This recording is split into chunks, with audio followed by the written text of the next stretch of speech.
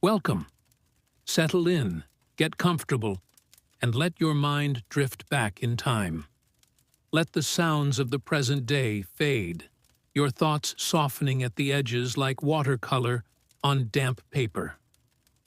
We're about to journey into the past, not to a time of jarring noise, but to the quiet, humming tension that always comes before a great storm. Our story tonight is that of the French Revolution, a tale of immense upheaval and ideas that shook the world. But we will walk through it gently, exploring its grand halls and shadowed alleys not as participants, but as quiet observers. Before the first roar of revolution, there was a deep thrumming of discontent in late 18th century France. In the gilded halls of Versailles, a monarchy danced, wrapped in ancient tradition, perhaps deaf to the storm gathering beyond its golden gates. Tonight, we will journey through this story of hope and fear, of radical change and enduring legacy, told to help you relax, learn, and gently fall asleep. So, find a comfortable position. Close your eyes, take a slow, deep breath in, and as you exhale, let the present moment go. Let us begin. Our story opens in the France of the Ancien Régime, the Old Rule. Here, society was ordered by birth into three classes, or estates. First was the first estate, the clergy. They were a tiny fraction of the population, but held immense power.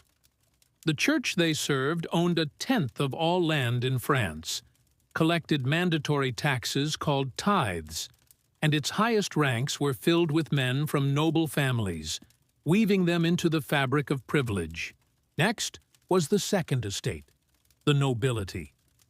Their claim to privilege was an echo of a feudal past, the idea that their ancestors paid their tax in blood on the battlefield.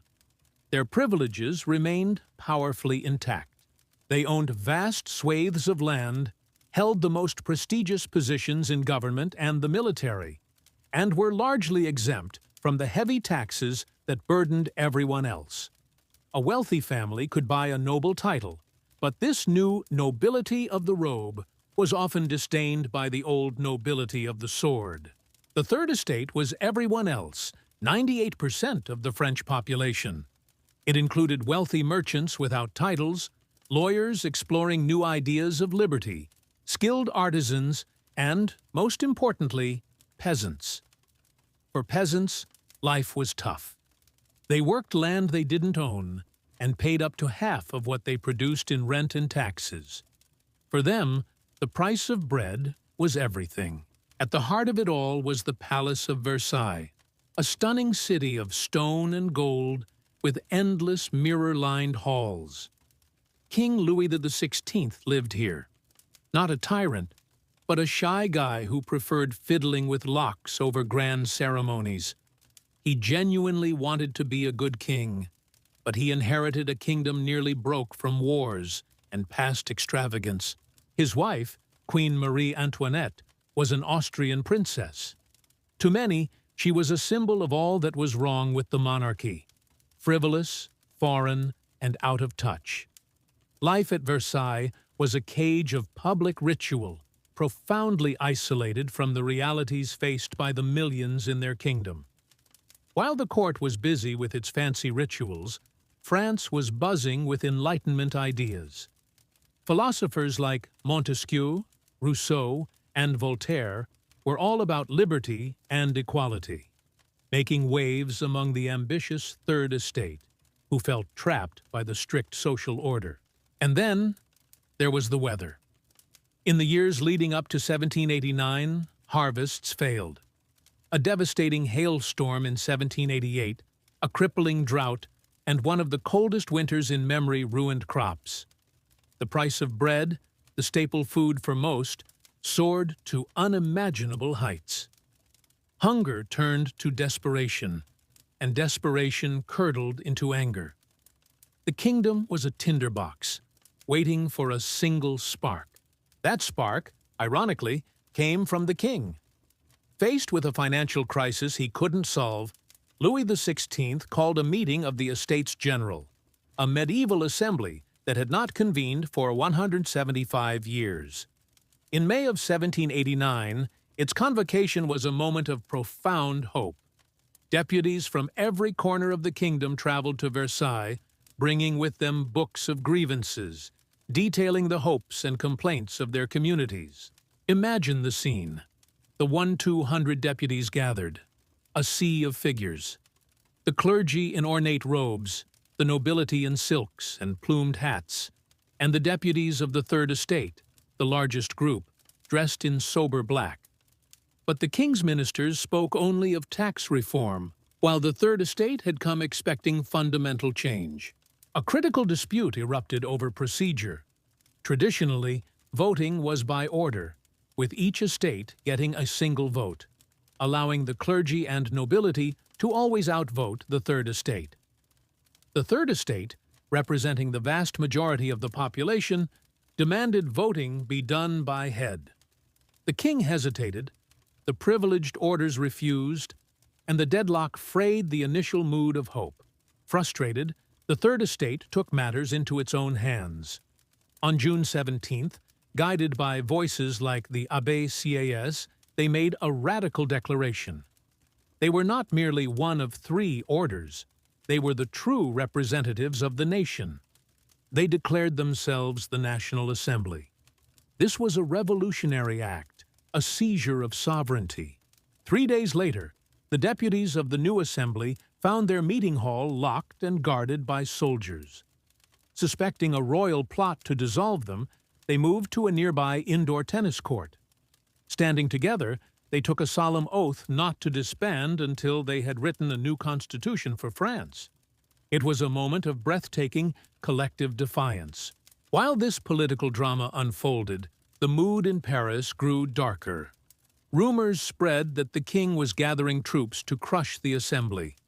The dismissal of a popular finance minister, Jacques Necker, added fuel to the fire. On the morning of July the 14th, the people of Paris decided they must arm themselves. They seized thousands of muskets from a military hospital but had no gunpowder. They knew exactly where to go. The Bastille, a dark fortress that towered over the city. It wasn't just a stronghold. It stood for the king's ruthless power. The crowd gathered, demanding gunpowder from the stubborn governor. Tensions flared, shots rang out, and what started as a protest turned into a fierce battle. After hours of fighting, the governor surrendered and was dragged through the streets in a fit of rage. The fall of the Bastille was a seismic event, a victory of the people over the king's power.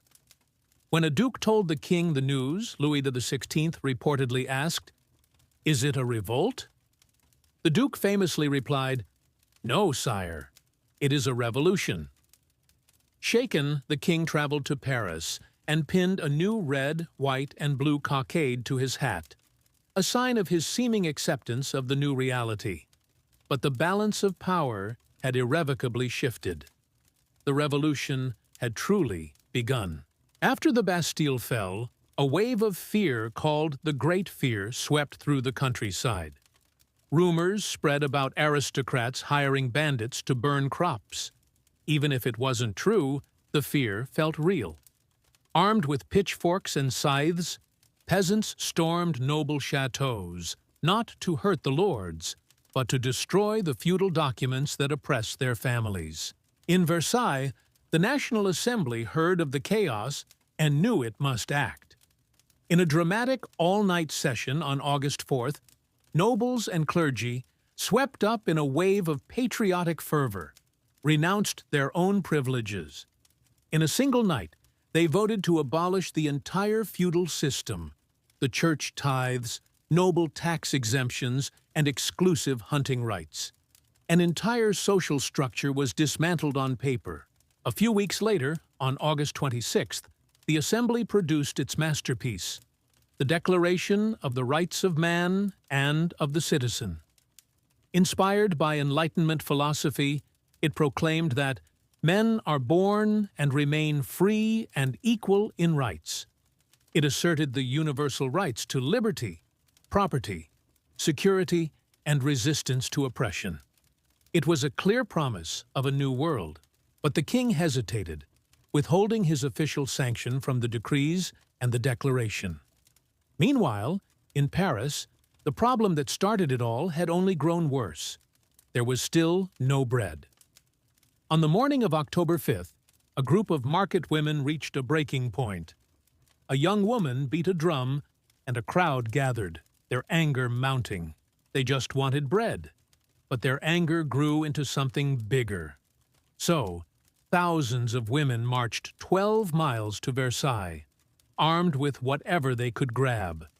Through the chilly autumn rain, they chanted about finding the baker, the baker's wife, and the baker's lad. A nod to the king, queen, and their son. They arrived at Versailles and surrounded the palace. A small group went inside to talk to Louis XVI. He promised to distribute bread and agreed to the Assembly's decrees. But outside, distrust lingered. In the early morning, some broke in, searching for the Queen's chambers, putting the royal family in danger. The Marquis de Lafayette, commander of the National Guard, persuaded the king to appear on a balcony to calm the crowd. A tense silence fell, and then a new cry went up. To Paris! They no longer trusted the king to rule from the isolation of Versailles. They wanted him in Paris, where they could watch him. The king had no choice. That afternoon, a strange procession set out. A crowd of 60,000 escorted the royal carriage to the capital, with wagons of flour leading the way. The royal family was installed in the Tuileries Palace in Paris, which became their gilded prison.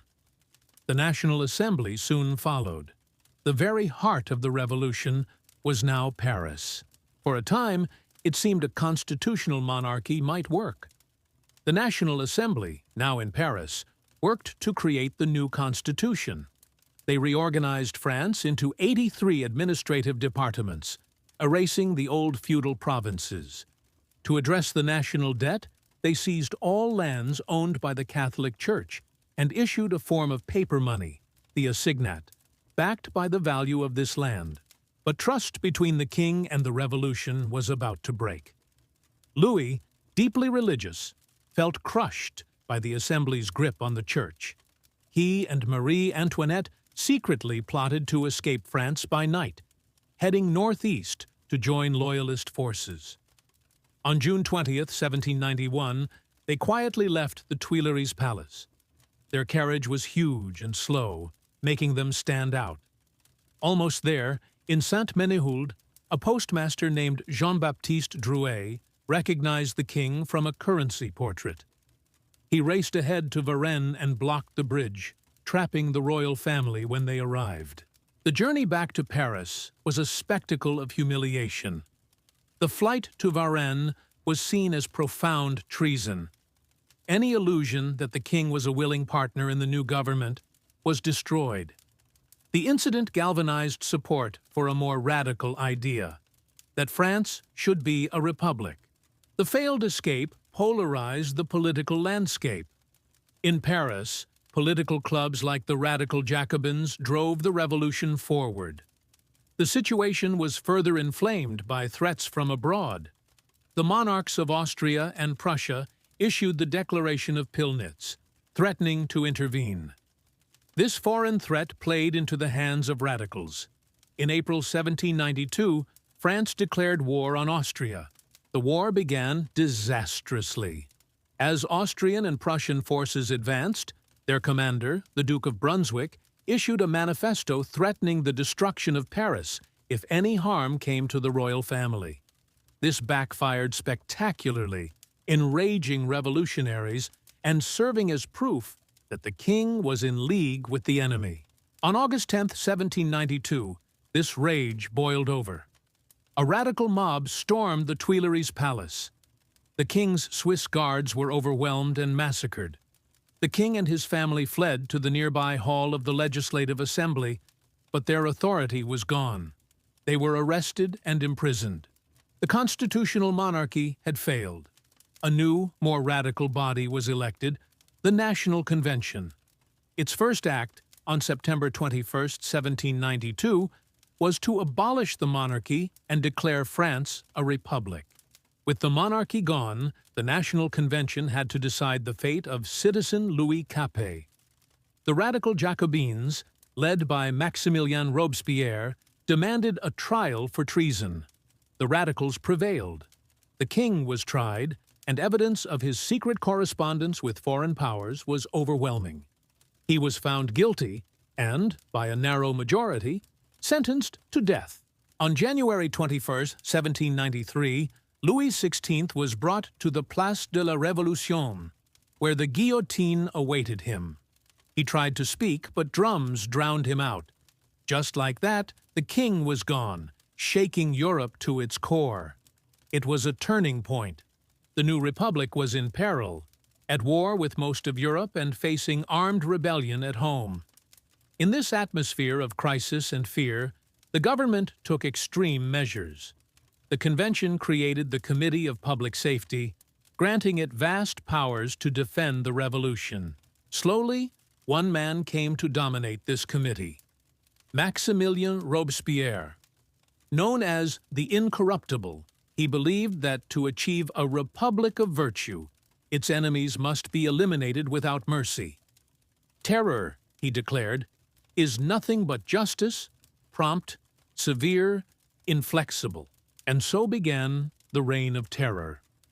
The law of suspects was passed, allowing the arrest of anyone deemed an enemy of the revolution. A category so vague it could include almost anyone. The Revolutionary Tribunal was established to try these suspects, but the trials were often a sham. The guillotine became a relentless machine. Fear gripped France. One wrong word or lack of revolutionary spirit could mean trouble. The revolution turned on its own, starting with the Girondins and Marie Antoinette. Soon, even radicals and moderates like Georges Danton faced the guillotine for questioning the terror. For a time, the terror seemed to achieve its aims. Internal rebellions were crushed, and French armies began to achieve stunning victories. But the bloodshed continued. A growing number of people in the convention began to fear they would be next. Robespierre made a fatal error. In a speech, he spoke of a new list of traitors but refused to name them, uniting his hidden opponents against him. The next day, July 27, 1794, when Robespierre tried to speak, he was shouted down. The convention voted for his arrest. He and his allies were captured, and the very next day, Maximilien Robespierre was executed without trial. The reign of terror was over. With Robespierre's fall, an exhausted relief settled over France. This period, the Thermidorian reaction, was a time of cooling down. The machinery of terror was dismantled, and the Jacobin Club closed. France longed for stability. In 1795, a new constitution created the Directory, a government run by 5 directors to prevent power from concentrating in one man's hands. But the Directory proved weak, corrupt, and ineffective, plagued by political instability. The one institution that remained strong and respected was the army.